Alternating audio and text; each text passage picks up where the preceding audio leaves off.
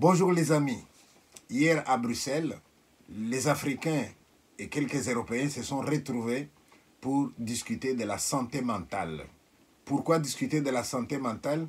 Parce que nous avons constaté que au sujet de ce thème-là, on dirait qu'il y a un tabou, on dirait aussi qu'il y a une certaine stigmatisation de ceux qui seraient considérés comme des malades mentaux. Alors il faut avoir le courage d'en parler.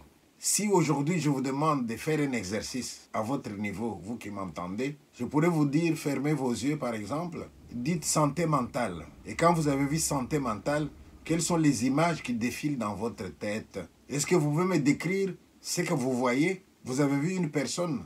Comment est cette personne-là? Comment est-elle habillée? Qu'est-ce qu'elle fait cette personne-là? Qu'est-ce que vous avez comme image de quelqu'un à partir du moment où on cite santé mentale? Vous avez fini? Deuxième exercice. Je peux vous demander quels sont les mots qui vous viennent à l'esprit. Qu'est-ce qu'on entend souvent? On entend des mots qui signifient qu'il y a un dérèglement au niveau du fonctionnement de la personne.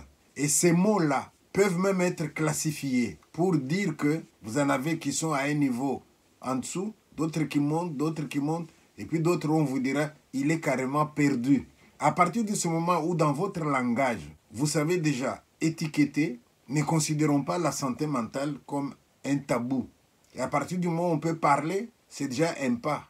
Définissons d'abord la santé mentale comme une situation d'équilibre dans laquelle l'individu doit se trouver. Et cet équilibre touche le niveau mental, il peut toucher le niveau physique et même les deux, parce que l'homme est fait des deux. Il y a même des moments où nous parlons des maladies psychosomatiques. Donc un problème psychologique peut toucher la santé physique, un problème physique peut atteindre la santé mentale. Alors, puisque nous sommes d'accord que les désordres peuvent s'effectuer en nous au point de nous faire perdre notre équilibre, eh bien alors, nous pouvons consulter. Le tabou est levé, le dysfonctionnement est reconnu, la maladie entre guillemets est reconnue, eh bien, il y a des gens qui pourraient nous aider. On pourrait consulter. À ce moment-là, quand on va vous dire, mon ami, s'il vous plaît, est-ce que vous ne feriez pas mieux d'aller voir un psy, par exemple? Les gens répondent souvent, je ne vais pas aller voir un psy. Moi, je ne suis pas fou. Qui vous a dit que lorsqu'on vous dit aller voir un psy, ça veut dire qu'on vous traite de fou? Un psy vous dira, raison de plus pour que vous alliez voir un psy. Pourquoi? Parce que parmi les symptômes que quelqu'un peut présenter, il peut y avoir le déni. La personne n'accepte pas que elle a un problème. Et là, nous partons de la première image que je vous ai dit de voir dans votre tête. Un fou, pour toi, c'est qui? Comment vous l'avez vu? Et comme vous n'êtes pas comme l'image que vous avez vue, vous vous dites, je ne suis pas fou. Donc, il faut aller consulter. On va consulter qui? Il y en a qui vont voir leur médecin généraliste et le médecin peut vous aiguiller vers quelqu'un qui va vraiment vous aider. Mais le grand problème dans nos communautés africaines, c'est le problème des stigmatisations. Nous faisons les diagnostics pour les autres, jamais pour nous-mêmes. Malheureusement, un des symptômes d'un déséquilibre, c'est de croire qu'on est le seul qui n'est pas déséquilibré. C'est celui qui est en face de moi qui est déséquilibré. Alors, puisque moi, je ne peux pas être malade, celui qui est en face de moi, je vais le stigmatiser. Pourquoi? Parce que l'origine de la maladie mentale dans la communauté africaine, eh bien, elle est expliquée de manière variée. Il est malade mental, ça veut dire qu'il a fait ce qu'il n'aurait pas dû faire. Et la maladie est perçue comme une punition. Il est malade mental, ça veut dire qu'il est allé chercher un fétiche pour devenir riche. Mais le fétiche s'est retourné contre lui parce qu'il n'a pas respecté les interdits. Voilà qu'il est tombé malade. Ou alors, dans notre coutume, il y a quelque chose qu'il faut respecter. Il n'a pas respecté. Voilà qu'il est tombé malade. Donc, le malade est perçu comme quelqu'un qui a transgressé une règle sociale.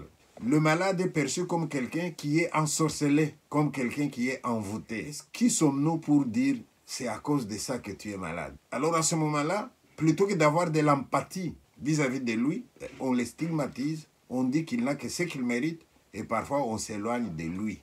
Au niveau sociétal, qu'est-ce qu'on voit dans nos milieux? On voit parfois que le malade mental n'est pas toujours protégé. Il passe dans la rue et les enfants jettent des cailloux sur lui. Alors vous vous rendez compte? Si c'est quelqu'un qui est paranoïaque, par exemple, qui se croit persécuté, là, il y a la vraie persécution. Comment voulez-vous que cette personne évolue? Certains iront même dans les églises. Le pasteur va dire, il y a des démons en lui.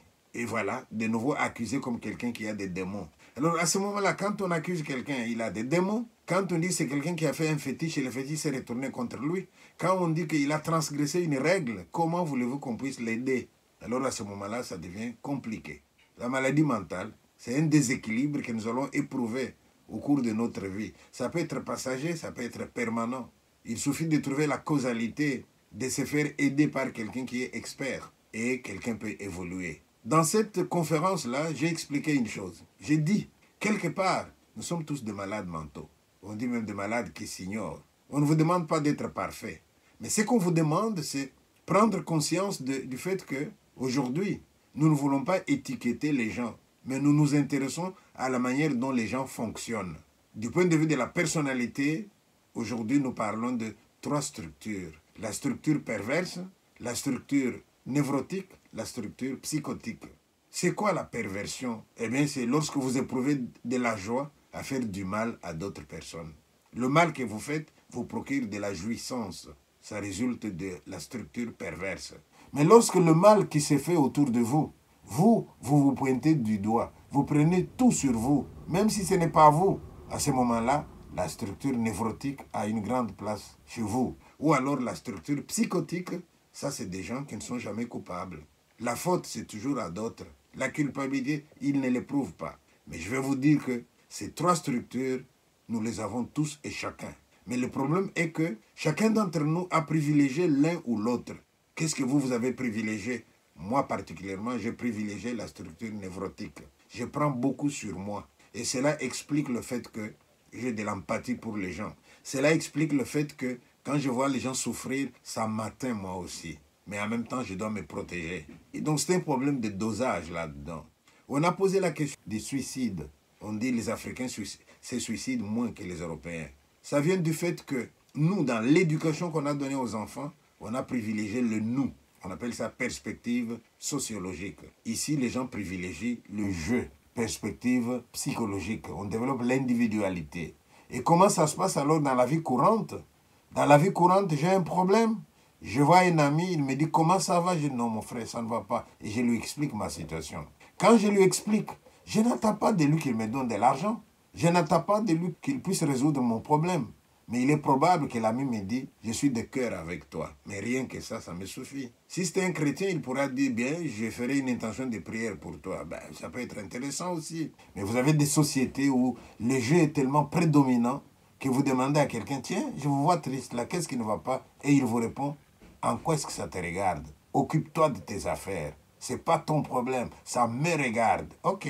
Alors à ce moment-là, il y a un problème grave, comme un deuil. On a perdu un être cher. Moi qui ai été éduqué au nous, je vois débarquer des gens de partout. Et ces gens qui viennent, ils viennent réclamer leur droit de prendre une petite part de ma souffrance. Et quand ils ont pris une petite part de ma souffrance, celle qui me reste, eh bien, elle est légère, je peux la supporter. Mais quand vous avez dit, ça me regarde, c'est mon problème, eh bien, tout le poids de la souffrance est sur toi. Et quand le poids devient trop lourd, tu te dis, la vie ne vaut pas la peine d'être vécue. Et qu'est-ce que tu fais? Tu te suicides. Je vais conclure avec une phrase, texte écrit par le pape François, le 11 février 2024, à l'occasion de la Journée mondiale des malades. Le papier dit ceci: à vous qui vivez la maladie, qu'elle soit passagère ou chronique, je voudrais dire, n'ayez pas honte de votre désir de proximité et de tendresse. Ne les cachez pas et ne pensez jamais que vous êtes un fardeau pour les autres. Si vous appliquez cette phrase-là, vous vous dites que vous n'êtes pas un fardeau pour les autres. Vous vous dites qu'une oreille attentive est juste à côté de vous et vous vous ouvrez à l'autre, eh bien, vous vous facilitez la tâche. L'équilibre dans la vie, c'est aussi de l'honnêteté intellectuelle, la manière dont vous vivez. Regardez dans nos traditions à nous. Si quelqu'un a beaucoup de malheur, il voit qu'il y a quelque chose qui ne va pas, qu'est-ce qu'il va dire? Il va dire, moi, je n'ai pas volé quelque chose de quelqu'un. Moi, je n'ai pas été chez une femme d'autrui. Moi, je n'ai pas. Donc, il va s'interroger pour savoir qu'est-ce que j'aurais fait de mal qui justifierait que je sois maintenant dans cette situation. Et s'il a fait le tour, il dit qu'il n'a pas fait de mal, eh bien, il invoque que la nature lui soit favorable. Au revoir. Et je pense que ça a un effet, un impact direct, que ce soit positif ou négatif, sur notre santé mentale. Que ce soit les images qu'on peut voir, ça peut être des images violentes de guerre en ce moment dans le monde qui peuvent nous, qui peuvent nous impacter au niveau de la santé. mais aussi des spécialistes, des influenceurs ou des personnes qui ne sont pas nécessairement qualifiées dans la santé mentale, qui vont se prôner spécialistes de la santé mentale et donner de fausses informations sur une prise en charge médicale, etc. De parler ouvertement de la santé mentale dans notre communauté. Voilà. Je ne suis pas un Saint-Bernard qui va sauver tout le monde. Je ne suis pas cette personne-là. Donc moi, l'idée, c'est de quoi? C'est de permettre à cette personne de dire, tiens, est-ce que tu ne connais pas tel médecin, tel docteur ou telle personne, tel praticien qui fait, je ne sais pas moi, sophrologie, machin, etc. Et est-ce que tu pourrais aller la voir? Donc la réorientation fait partie du processus thérapeutique.